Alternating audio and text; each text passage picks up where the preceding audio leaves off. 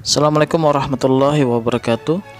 Baik kawan-kawan sekalian, kita lanjutkan perkuliahan kita mata kuliah keuangan negara yang alhamdulillah kita sudah memasuki pertemuan yang ke-8 ya.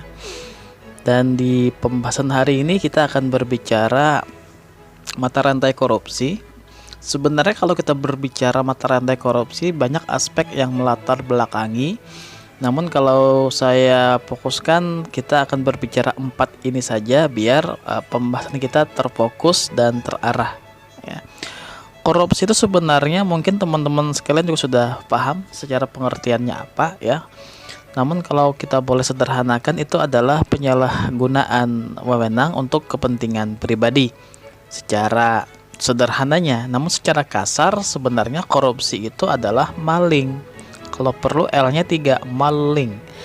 Dan ini merupakan sebuah perbuatan yang sangat negatif karena sudah terjadi perampasan, sudah terjadi pencurian yang berhubungan dengan bisa keuangan ya, keuangan negara tersebut.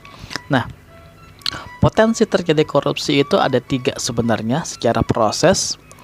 Yang pertama, sebelum terjadi korupsi, itu yang pertama.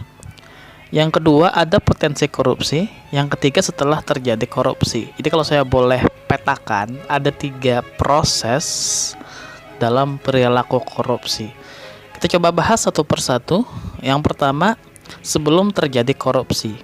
Ini adalah fase-fase di mana para masyarakat atau para pemuda-pemudi sedang menempuh pendidikan dan mereka belum ada kesempatan untuk melakukan korupsi. Disinilah para siswa, para pelajar, para mahasiswa dibekali oleh keluarga mereka, dibekali oleh para guru-guru mereka, para dosen-dosen mereka, para orang tua, masyarakat sekitar bahwa sebenarnya korupsi itu hukumnya haram. Nah, ini untuk proses yang pertama. Kemudian para pelajar tadi, para mahasiswa tadi tumbuh, berhasil mendapatkan sebuah jabatan, masuklah kepada proses yang nomor 2. Apa itu? Yaitu ada kesempatan untuk melakukan korupsi. Nah, disinilah dinilai apakah selama ini ilmu yang dia dapatkan itu dia amalkan atau tidak. Karena kalau kita berbicara definisi ataupun mungkin perbuatan, kita menyadari yang namanya koruptor itu pasti tahu bahwa perbuatan mereka itu haram, perbuatan mereka itu negatif. Tapi kenapa dilakukan? Ya sudah tahu secara potensi kelakuan, sudah tahu itu haram tapi tetap dilakukan. Kenapa? Karena tidak mengamalkan ilmu yang telah dipelajari. Nah, kemudian baru masuk ke proses nomor 3 setelah terjadi korupsi. Nah, disinilah hal yang paling penting bahwa ada ganjaran-ganjaran berupa hukuman yang berhubungan dengan hukuman negara maupun hukuman yang berhubungan dengan hukum agama ya. Oke, kita coba bahas satu persatu yang berhubungan dengan mata rantai korupsi. Yang pertama berhubungan dengan moral dulu, karena biar bagaimanapun pelaku koruptor itu adalah pelaku yang tidak bisa mengendalikan moralnya. Secara hukum dia paham bahwa itu perbuatan haram tapi tetap dilakukan. Kenapa? Ya moralnya yang enggak ini, yang enggak sebanding dengan perbuatannya. Jadi yang namanya minimalis moral berefek kepada kelakuan-kelakuan negatif. Itu yang pertama. Jadi yang paling penting adalah bagaimana daya upaya untuk memperbaiki moral, akhlak para pejabat-pejabat kita. Kemudian yang berhubungan dengan pemilu juga bisa memicu potensi untuk perbuatan korupsi. Kenapa? Karena memang ada prosesnya. Prosesnya kalau boleh kita gambarkan seperti ini. Kayak dalam pemilihan umum ada seorang calon yang tentunya untuk dikenal namanya secara proses dia harus melakukan kampanye. Kampanye perlu modal. Kampanye buat apa? Bisa bikin baleho, bikin spanduk, iklan layanan televisi, iklan di radio, kaos bersablon, panggung hiburan, kartu nama, dan lain sebagainya. Tujuannya apa? Tujuannya agar dia dikenal. Dan di sini secara istilah dalam tanda petik disebut sebagai modal yang harus dikeluarkan sebagai kompetisi untuk mendapatkan sebuah kursi jabatan. Dan modal ini tentunya nggak sembarangan, nggak sedikit. Terkadang bisa menghamburkan sekian ratus juta atau mungkin sampai sekian miliar untuk mendapatkan sumbangsih suara dari para pemilih. Nah, kemudian setelah dia berhasil berkampanye dan berhasil menang mendapatkan kursi jabatan, di kursi inilah terjadi semacam pertarungan persepsi, apakah nantinya dia akan mengembalikan modal dan meraup untung atau tidak. Nah, disinilah kenapa bisa diberikan sebuah istilah bahwa ada potensi korupsi yang terjadi dalam hal sistem pemilihan umum, karena memang alur prosesnya seperti ini. Ada panggung demokrasi yang berhubungan dengan modal kampanye yang sangat besar, sehingga semacam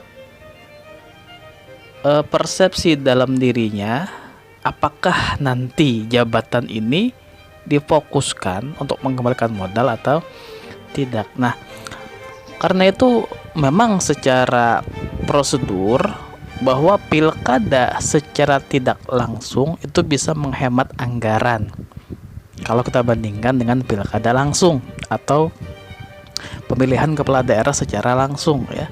Namun jika memang harus alurnya seperti ini, setidaknya ada beberapa fase yang perlu kita pikirkan. Yang pertama adalah adanya pembatasan dana kampanye yang berhubungan dengan modal tersebut. Kenapa harus ada pembatasan dana kampanye?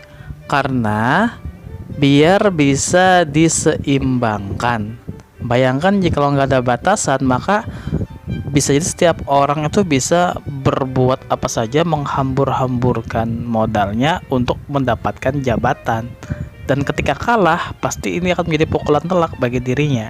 Nah, jadi ketika ada pembatasan yang tentunya dihubungkan dengan apa yang dia dapatkan dengan gaji nantinya. Nah, itu yang pertama. Yang kedua, tentu seperti yang dijelaskan bahwa ada perhitungan kekayaan sebelum menjabat dan setelah menjabat sebagai bahan perbandingan. Nah, jikalau ada pertambahan kekayaan yang luar biasa yang tidak masuk akal ketika dia menjabat, nah ini bisa menjadi sebuah bahan untuk menguji apakah ada terjadi perilaku negatif atau tidak selama menjabat. Nah, jadi itu ya yang perlu diperhatikan. Inilah kenapa memang proses ini juga ada potensi untuk melakukan korupsi. Kemudian dampak ini juga akan berhubungan dengan hukum yang mengatur apakah akan memberikan efek jera atau tidak. Karena itu sangat sependapat, sangat sepakat sekali jikalau ada pemiskinan untuk pelaku koruptor. Karena ketika hukum tidak bisa memberikan efek jera, maka tentunya perilaku ini akan makin subur. Nah, ini juga akan berhubungan dengan kesejahteraan, karena memang ada dana-dana kesejahteraan yang diberikan yang berhubungan dengan masyarakat, dan tentunya ini juga menjadi potensi apakah nanti penyalurannya akan efektif atau tidak. Namun tentunya sebagai seorang masyarakat ya, sebagai seorang rakyat, mungkin kita akan berpikiran sebagai orang awam bahwa pelaku koruptor itu enak hidupnya secara pikiran awam ya. Namun kalau kita coba melihat sisi psikologi dari seorang koruptor, itu nggak ada enaknya, karena dia akan diburu oleh perasaan gelisah yang sangat luar biasa dampak dari pelakunya. Meskipun barangkali rumahnya besar ya, hartanya banyak, mobilnya bagus, tapi karena dasar perilaku itu akan menimbulkan sebuah kegelisahan yang luar biasa. Itu yang pertama. Yang kedua, dia akan dikenal sebagai selebritis koruptor yang wajahnya terpampang, namanya hancur ya, wajahnya terpampang dalam media massa, media sosial, dan menjadi selebritis dunia sebagai seorang pelaku negatif. Itu juga akan menjadi sebuah hukuman telak bagi sisi psikologi dari pelaku koruptor. Belum lagi kita kalau kita berbicara hukum di akhirat ya. Jadi dari sini saya yakin bahwa tidak mungkin ada di antara kita yang bercita-cita menjadi seorang koruptor. Ya. Oke, kita lanjut ke pertanyaan yang sudah masuk. Assalamualaikum warahmatullahi wabarakatuh. Waalaikumsalam warahmatullahi wabarakatuh. Izin bertanya Pak, nama ulun Hayrullah. Dalam sebuah video tadi kan ada sumber penerimaan, salah satunya pajak. Selain pajak, apa ada sumber pendapatan lain bagi negara? Ada ya, seperti retribusi daerah ya. Kemudian juga ada denda-denda yang berhubungan dengan pelanggaran sanksi yang diatur oleh negara atau daerah. Bisa juga ya memang secara definisinya bantuan, padahal itu namanya hutang ya. Itu juga merupakan sebuah pendapatan yang tentu akan berdampak nantinya di masa jangka panjang ya. Jadi banyak pendapatan yang selain bersumber dari pajak ya. Untuk lebih jelasnya bisa dicek di video saya sebelumnya, video pelajaran sebelumnya, itu ada sumber-sumber pendapatan lengkap detail dengan penjelasannya. Oke, seperti itu ya. Lanjut. Assalamualaikum Pak. Waalaikumsalam warahmatullahi wabarakatuh. Izin bertanya, nama Atika Aryani. Bagaimana perpajakan yang ada di Indonesia sekarang Pak? Apakah sudah sesuai dalam target APBN? Terima kasih. Nah, untuk menjawab ini kita nggak bisa serampangan, perlu buka data dulu ya, terutama data di Kementerian Keuangan.go.id. Namun secara narasi pemberitaan yang kita bisa baca secara literasi, memang ada ketidaktercapaian target yang berhubungan dengan perpajakan di tahun ini.